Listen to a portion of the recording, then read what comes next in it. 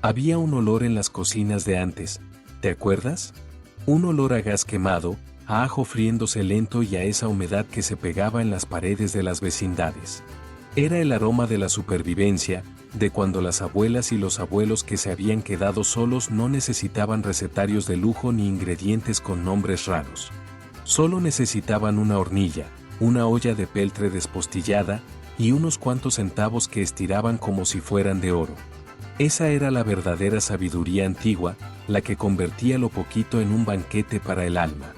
Eran comidas sin nombre elegante, platillos que nunca viste en un recetario de Sanborns ni se sirvieron en restaurantes de manteles largos. Pero te lo juro, alimentaron a generaciones enteras de mexicanos que aprendieron a vivir con la frente en alto, con la dignidad intacta. Hoy vamos a abrir esa olla del recuerdo, para rescatar 22 comidas olvidadas de pobres, hechas con lo mínimo para la gente mayor que vivía sola en aquel viejo México. Y quédate, porque al final te voy a contar de una receta que tu abuela seguro preparaba en silencio, un secreto que se guardaba solo para ella. Lentejas. En los tianguis de los años 60, con el ruido de los diableros y el pregón de los marchantes, las lentejas eran el tesoro de los pobres. Costaban centavos y rendían que daba gusto. Pero el verdadero secreto de las viudas y los abuelos solos estaba en algo que hoy nos sonaría locura, el plátano macho bien maduro. En las vecindades de la Doctores o la Guerrero, y hasta en los pueblos de Veracruz, las señoras mayores le echaban rodajas de plátano macho a la olla de lentejas cuando ya casi estaban listas. ¿A poco no suena extraño ahora? El plátano se deshacía, casi se rendía ante el calor, endulzando el caldo y dándole una cremosidad que abrazaba el estómago. Convertía un plato simple en algo profundamente reconfortante. No hacía falta carne, ni chorizo, ni nada. Solo lentejas, un poco de jitomate, cebolla, ajo y ese plátano que ya se estaba pasando en el frutero. Era comida de supervivencia, sí, pero también de un ingenio que ya quisiéramos hoy. Era la prueba de que con poco, el hambre no te ganaba la partida. Los nutriólogos de ahora dirían que era una combinación perfecta de proteína vegetal y carbohidratos. Las abuelas solo sabían que llenaba la panza y costaba casi nada. En aquellos recetarios de la Profeco de los 70, esos de hojas amarillentas, aparecía como una opción económica. Pero la neta, era el plato estrella de quienes comían solos, porque se hacía en una sola olla y aguantaba 2 o 3 días sin chistar. Hoy, ¿quién se atreve a combinar lentejas con plátano? Esa costumbre se fue, junto con las ollas de peltre abolladas de tanto cariño. Frijoles refritos, pero no como los de ahora. Olvídate del aceite en botella de plástico. Antes, existía la manteca de asiento. Esa grasita oscura, casi negra, que se quedaba pegada en el fondo del cazo de cobre después de hacer los chicharrones. ¿Te imaginas ese olor? Tenía un sabor intenso, ahumado, te lo juro, era casi adictivo. Los abuelos que vivían solos la guardaban como si fuera oro líquido. Un poquito, y unos frijoles de la olla se convertían en un manjar de reyes.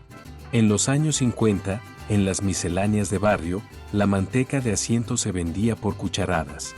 La gente llegaba con su jarrito de peltre y pedía 2 pesitos para la semana. Con eso freían los frijoles del día anterior, los aplastaban con un tenedor chueco y los servían con tortillas duras que remojaban en el mismo plato. Era una comida completa, proteína, grasa, carbohidratos. Pero más que eso, era un apapacho. El sabor de que, aunque tuvieras poco, comías rico.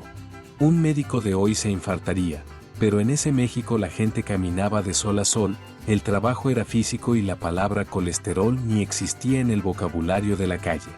La manteca de asiento se fue borrando del mapa cuando llegaron las margarinas y los aceites de soya. Hoy es casi imposible encontrarla, a menos que te metas a un mercado perdido en Oaxaca o Michoacán. Pero quienes la probamos, jamás olvidamos ese sabor. Era el sabor de la pobreza, sí, pero también de una abundancia que no se medía en dinero. Sopa de fideo.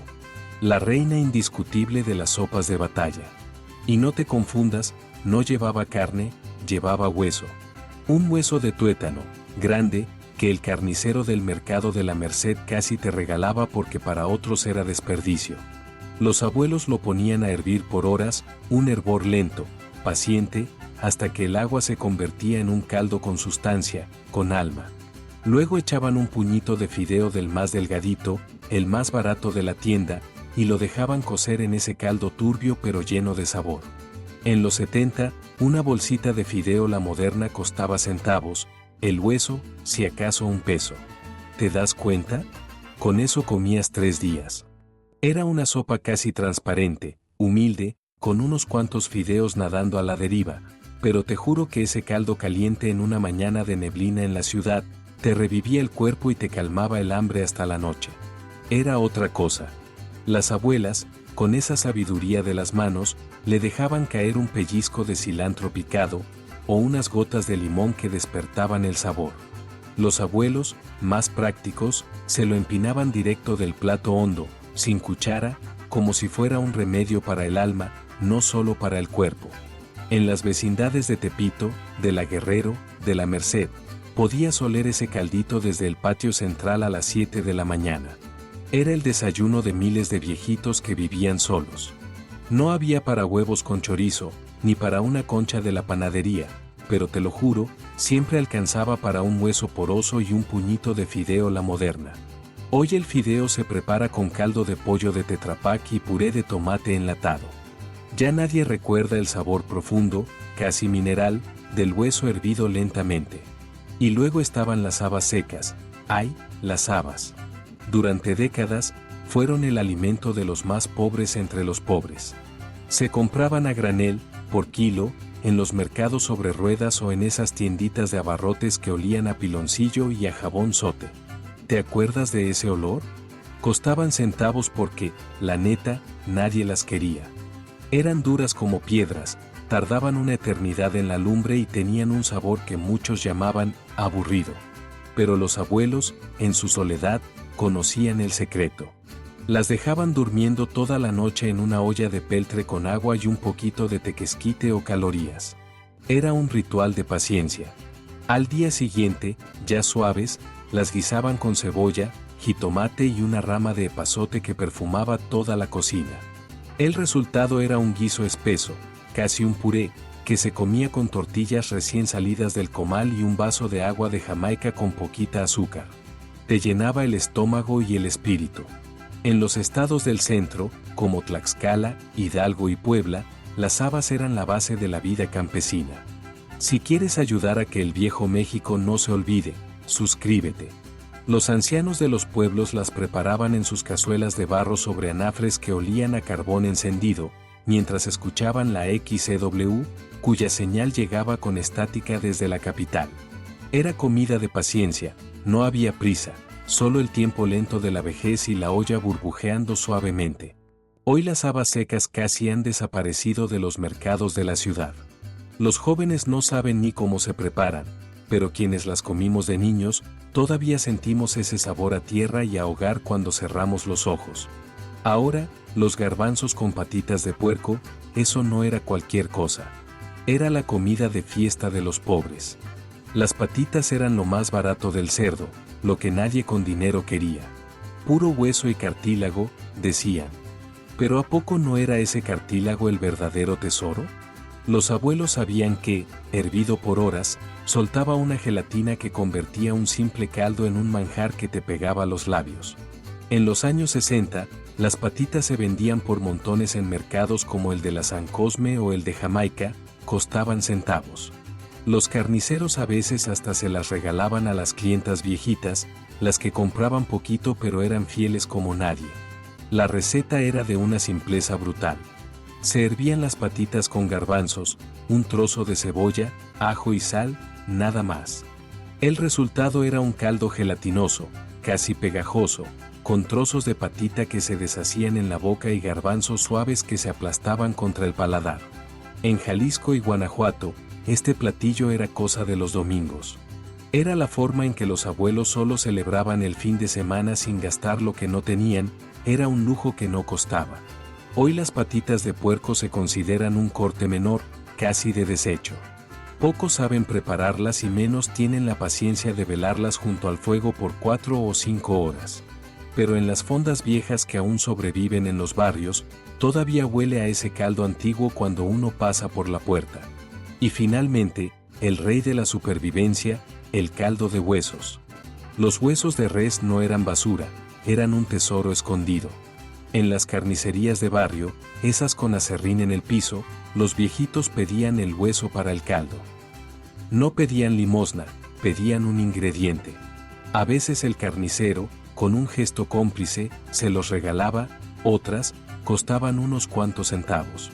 Con esos huesos se hacía el caldo más poderoso que te puedas imaginar. Se ponían a hervir por horas, un hervor lento, hasta que la cocina se llenaba de un olor profundo a carne y el tuétano se soltaba. Luego iban para adentro los nopales picados y unas papas en cubos. Era una comida completa, te lo juro. El tuétano daba la grasa y el sabor, los nopales la fibra, las papas llenaban el estómago. En los años 70, en colonias como la Doctores o la Santa María la Ribera, este caldo era el almuerzo diario de miles de ancianos que vivían solos. Se preparaba en la mañana, se comía al mediodía y lo que sobraba se recalentaba para la cena. Una sola olla rendía para todo el día, y a veces, hasta para el siguiente. Las señoras mayores lo servían con tortillas recién hechas, compradas en la tortillería de la esquina que siempre olía a nixtamal. Y los señores solos lo tomaban con un bolillo duro, de esos del día anterior, remojado hasta que se hacía una masita suave en la boca. ¿Te acuerdas de ese sabor? Hoy el caldo de hueso es moda en restaurantes de la Condesa o la Roma, le llaman bone broth y te lo venden en un vasito de cartón a precio de oro. La neta, es para reírse. Pero nuestros abuelos lo inventaron hace décadas, no por gusto, sino por pura y santa necesidad. Y hablando de necesidad, hablemos del hígado encebollado. El hígado era, te lo juro, la proteína del pueblo. La más barata del mercado, la que veías apilada y que nadie con un poco de dinero en la bolsa volteaba a ver. Tenía ese sabor fuerte, un poco a fierro, y una textura que a los niños de entonces nos daba cosa. Pero para los abuelos solos, para los que contaban cada centavo, era un verdadero regalo del cielo. En los años 50 y 60, allá en el mercado de la Merced o el de Jamaica, el kilo de hígado de res costaba la mitad que un trozo de bistec. Se vendía en los mercados populares, envuelto en ese papel estraza grueso que se manchaba de sangre al instante y que olía a carnicería pura. La receta parecía simple, pero tenía su chiste, su maña de abuela. Había que remojar el hígado en leche fría durante 1 hora para suavizar ese sabor amargo que espantaba a tantos. Luego se cortaba en tiritas delgadas y se aventaba al sartén con un mar de cebolla fileteada, hasta que quedaba tierno, casi dulce. Era una comida potente, de sabor inolvidable, que se servía con un cerro de arroz blanco o en tacos que chorreaban jugo. Los médicos del IMSS de aquella época lo recomendaban para la anemia, para levantar a los débiles. Las abuelas lo preparaban casi por obligación cada semana porque sabían que daba fuerza. En las vecindades, el olor a hígado encebollado se colaba por los patios los viernes por la tarde, era la señal de que había llegado mercancía fresca a las carnicerías del barrio. Hoy el hígado casi ha desaparecido de las mesas mexicanas. Los jóvenes le hacen el feo, dicen que les da asco, y los restaurantes ni de broma lo sirven. Pero quienes lo comimos de niños, a la fuerza o por gusto, todavía recordamos ese sabor metálico y esa sensación de energía que te dejaba en el cuerpo. Y luego estaban las mollejas de pollo. Cuando un pollo entero llegaba a la casa, era un evento, y nada, absolutamente nada, se desperdiciaba. Las mollejas eran esos pequeños órganos oscuros y firmes que hoy muchos tiran a la basura, pero que hace décadas eran el premio secreto del cocinero. Los abuelos solos las compraban por separado en los puestos del mercado, donde las vendían por montones en una charola de metal, a precio de nada. Era la menudencia. Se limpiaban con una paciencia infinita, se hervían hasta que quedaban suaves y luego se guisaban en una salsa verde cruda, de tomate de fresadilla con chile serrano y cilantro. ¿A poco no se te hizo agua la boca? El resultado era un platillo de sabor intenso, casi salvaje, con una textura gomosa pero deliciosa que se comía en tacos, con tortillas recién salidas del comal y frijoles de la olla. Era otro México, te lo juro. En los estados del sur, como Oaxaca y Guerrero, las mollejas eran consideradas una delicia, un manjar. No porque fueran elegantes, sino porque representaban la sabiduría de aprovechar lo que otros desechaban. Las abuelas decían que las mollejas daban memoria. Los abuelos, que daban aguante. Hoy casi nadie sabe qué es una molleja de pollo. Las pollerías modernas solo te venden pechugas y muslos empaquetados en plástico. El resto se va a la basura o se convierte en alimento para animales. Pero en los mercados viejos, en los pueblos que se resisten a morir, todavía hay señoras que las venden, esperando a esos últimos clientes que todavía recuerdan el secreto para prepararlas. Y el espinazo de puerco, ¡ay, el espinazo! Era el corte más humilde, el más barato del cerdo. Era puro hueso con hilachas de carne pegada, lo que sobraba después de que el carnicero sacaba los lomos y las piernas. Pero hervido por horas, ese hueso soltaba un sabor profundo, una sustancia que ningún otro corte podía ni soñar en igualar. Los abuelos solos lo compraban los sábados por la mañana en el mercado. Costaba centavos porque nadie lo quería. Lo ponían a hervir lentamente con ajo, cebolla y una hoja de laurel, hasta que la carne se desprendía sola con solo mirarla. El caldo que quedaba era pura vida. Luego lo bañaban en una salsa roja espesa, hecha con chile guajillo tostado, jitomate y una pizca de comino. Era una comida de fiesta para quienes no tenían nada que celebrar. Un domingo de espinazo con verdolagas era un domingo bueno, un domingo de lujo. En los estados del norte, como Nuevo León y Coahuila, el espinazo se servía con arroz rojo y frijoles charros. Era la comida completa de los obreros, de los jubilados, de los que trabajaban de sol a sol. Hoy el espinazo se considera un corte de segunda. Las carnicerías modernas ni siquiera lo tienen a la vista. Pero en las fondas de carretera y en las cocinas de las abuelas que aún nos quedan, el espinazo sigue apareciendo los domingos. Es un recordatorio de que con poco se podía hacer mucho, un eco de tiempos más simples. Y las verdolagas, esas no se compraban.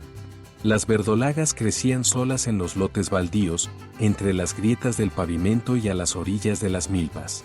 Nadie las sembraba, nadie las cuidaba. Aparecían con las primeras lluvias, como un milagro verde y carnoso.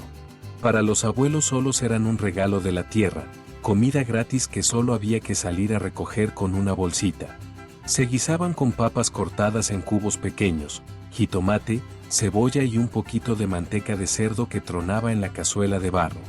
El resultado era un platillo verde, jugoso, que soltaba un vaporcito con olor a tierra mojada y un sabor ligeramente ácido que, te lo juro, combinaba perfecto con las tortillas recién salidas del comal. En los años 70 las verdolagas se vendían en los mercados por manojos enormes, casi te los regalaban. Costaban centavos porque, en ese México, nadie las valoraba.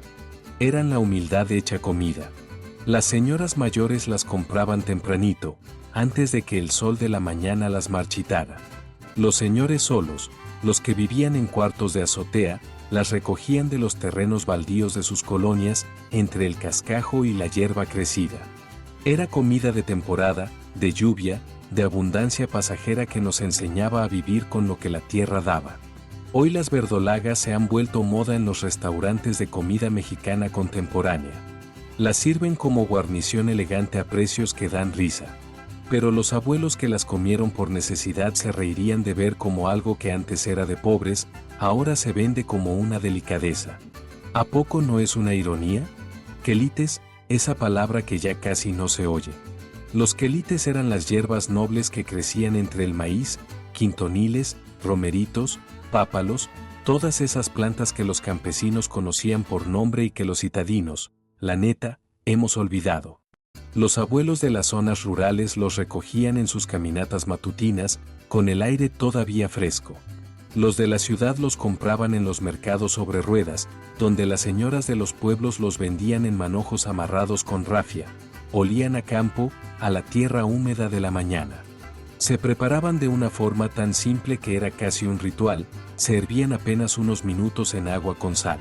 Se escurrían y se salteaban con cebolla y huevo, el chillar del aceite en el sartén era la promesa de un plato caliente.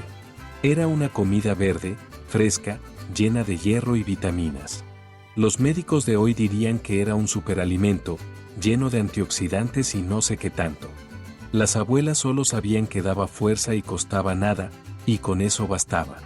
En los estados del centro, especialmente en los pueblos de Morelos o cerca de Xochimilco, los quelites eran parte fundamental de la dieta campesina. Los ancianos los recordaban con una nostalgia que dolía bonito, eran el sabor de la infancia, de las mañanas en el campo, de los tiempos en que la comida venía de la tierra y no de una lata con etiqueta. Hoy los quelites casi han desaparecido. Los terrenos donde crecían se han convertido en casas y centros comerciales. Pero en los tianguis de los pueblos que aún resisten, todavía hay mujeres que los venden, guardando la memoria de lo que alguna vez fuimos. Sopa de guías de calabaza. Las guías eran los tallos y hojas tiernas de la planta de calabaza, cubiertas de una pelucita suave que se sentía en los dedos. Cuando la calabaza crecía en las milpas, sus guías se extendían por metros. Los campesinos las cortaban para que la planta diera mejor fruto, pero esas guías no se tiraban, se convertían en sopa. Los abuelos la servían con elote desgranado, chile verde picado y una rama de epazote que lo perfumaba todo. El resultado era un caldo verde, casi fosforescente, con trozos de elote que crujían al morderlos. Era comida de temporada, de verano, de cuando las milpas estaban verdes y generosas. En Oaxaca y Chiapas esta sopa era casi sagrada. Se preparaba en ollas de barro sobre fogones de leña, el humo se metía en la cocina y le daba un sabor ahumado que ninguna estufa moderna puede, ni de chiste, reproducir. Los ancianos la tomaban al mediodía, cuando el sol pegaba fuerte y el cuerpo pedía algo fresco y ligero. Hoy las guías de calabaza son casi imposibles de encontrar en las ciudades. Solo aparecen en los mercados rurales durante unas pocas semanas al año. Pero quienes las probaron nunca olvidaron ese sabor verde y terroso que sabía a campo y a infancia. Albóndigas. Cuando no había dinero para carne, había ingenio. Y había amor. Las abuelas inventaron estas albóndigas falsas que engañaban al estómago y, sobre todo, alegraban el corazón de los niños. Se hacían con pan duro, de ese que ya nadie quería, remojado en leche, avena cruda, un huevo y muchas especias para que supiera a algo. A veces se añadía un poquito de carne molida, pero muy poquito, lo justo para dar el saborcito, para que el engaño fuera perfecto. Se formaban bolitas, se doraban en la sartén hasta que olía a gloria y se echaban a un caldo de jitomate con chile chipotle. El resultado parecía albóndigas de verdad. Sabían a albóndigas de verdad, pero costaban la 10ª parte. En los años 80, cuando la crisis de López Portillo se puso color de hormiga, esta receta se volvió famosa. Los recetarios de la Profeco la recomendaban como alternativa económica, pero en realidad las abuelas la habían inventado décadas antes, en silencio. Era el secreto mejor guardado de las cocinas pobres, un acto de magia y de amor. Los nietos nunca supieron que esas albóndigas que tanto les gustaban eran casi puro pan. Las abuelas se llevaron ese secreto a la tumba, y qué bueno que lo hicieron. Hoy, la neta, ya nadie hace albóndigas de pan. La carne molida es barata y ese pan duro, el que se ponía como piedra, se va directo a la basura. Pero esa receta era mucho más que comida, era el amor haciéndose mago cuando la alacena estaba vacía. Era el ingenio de la necesidad. ¿Y qué me dices de las tortillas dormidas, esas que nunca, pero nunca, se tiraban? Se envolvían con un celo casi sagrado en una servilleta de tela bordada, de esas que olían a limpio, a jabón sote. Al día siguiente, eran la promesa del desayuno. Se escuchaba el aceite chillar en el comal de peltre, y ahí iban los totopos improvisados, cortados a mano, a dorarse un poquito. Luego venía el bautizo, un chorro de salsa verde hirviendo, recién salida de la lumbre. Se dejaban reposar, que se entregaran al calor hasta quedar suaves, rendidos. Encima, nomás un poco de queso de aro desmoronado y una cucharada de crema de rancho, si es que había. ¿Te acuerdas de ese sabor? Era el abuelo de los chilaquiles, pero más de a de veras, más humilde. En las vecindades de la Doctores o de la Guerrero, este era el desayuno de a diario, el que te llenaba la panza para aguantar la jornada. Las señoras lo servían con un café de olla bien aguado, casi transparente. Los viejos que vivían solos lo acompañaban con un bolillo para sopear hasta dejar el plato limpio. Hoy los chilaquiles son platillos de restaurante de lujo, con huevo pochado y aguacate. Pero las tortillas dormidas eran otra cosa, eran la pobreza convertida en dignidad. Era el hambre transformada en un desayuno que te sabía a gloria. Luego estaba el milagro del caldo largo. En las casas donde el dinero no alcanzaba, un solo pollo tenía que durar toda la semana. El secreto era simple y brutal: mucha agua, poca carne. Se compraba el pollo más chiquito del mercado, ese que casi nadie quería, y se ponía a hervir entero en una olla enorme con todo lo que hubiera a la mano: zanahorias, papas, chayotes, ejotes. El aire de la cocina se llenaba de ese olor a promesa, a comida caliente.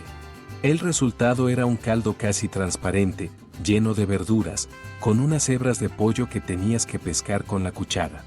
No le decían sopa, era caldo largo. Así, con ese nombre que ya te contaba toda la historia. Se servía humeante en las mañanas de frío que calaban los huesos, y tibio en las tardes de calor.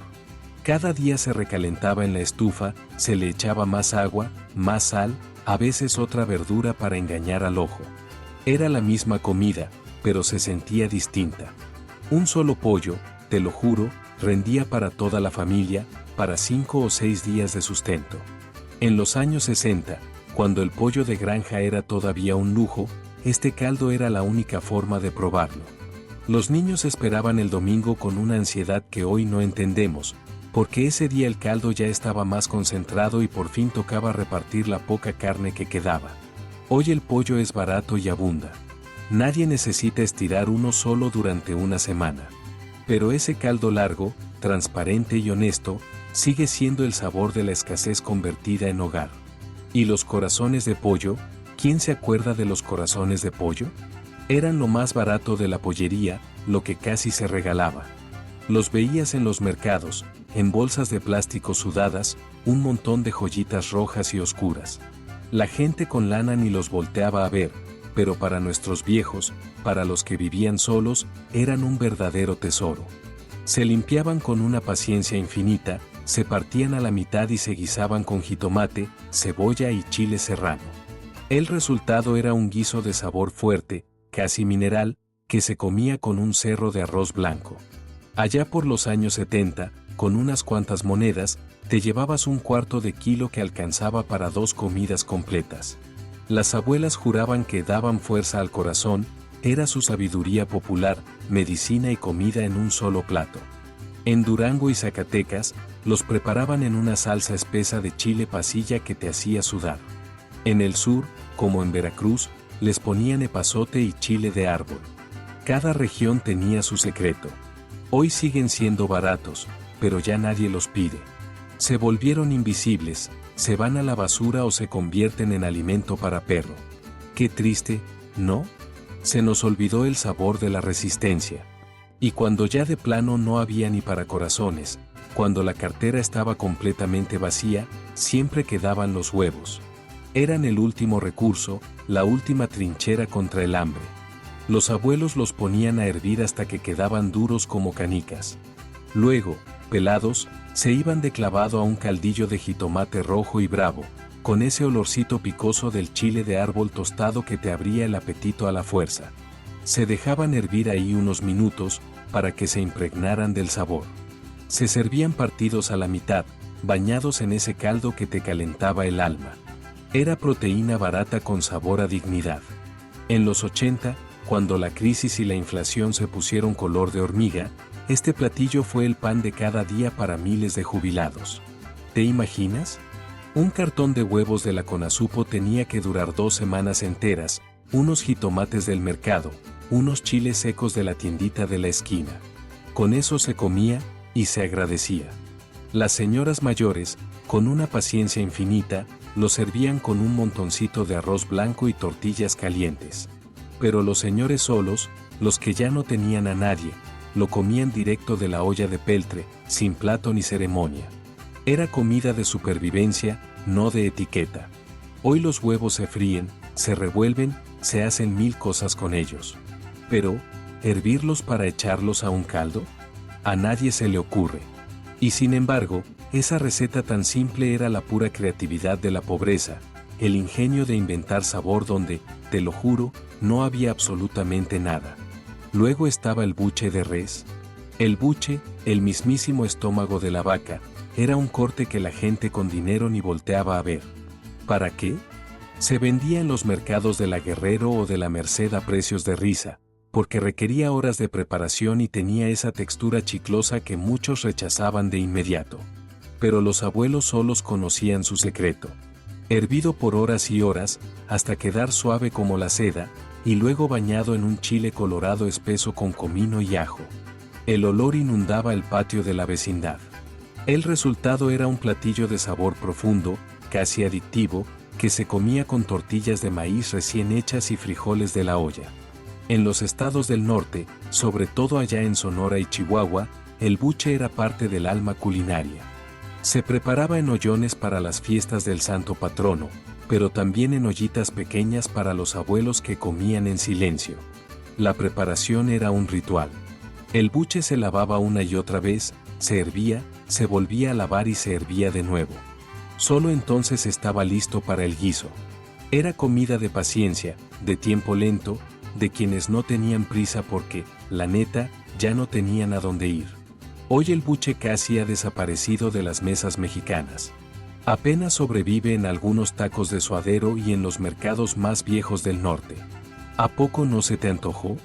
Y en el sureste mexicano, ahí los frijoles no se servían enteros, se colaban. Los abuelos solos de Yucatán, de Campeche, de Tabasco, hervían los frijoles negros hasta que se deshacían.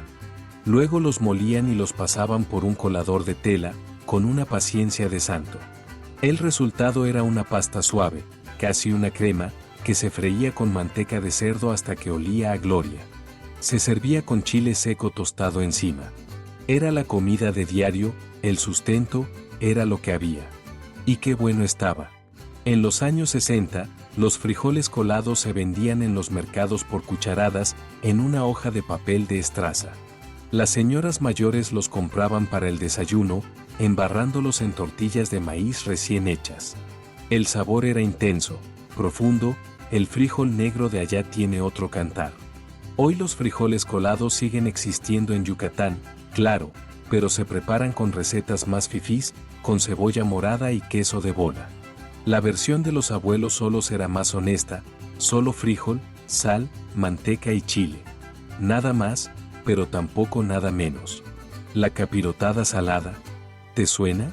La dulce es famosa en Cuaresma, pero hubo una versión salada que casi nadie recuerda. Se hacía con pan duro, con ese bolillo de 2 días, cortado en rebanadas.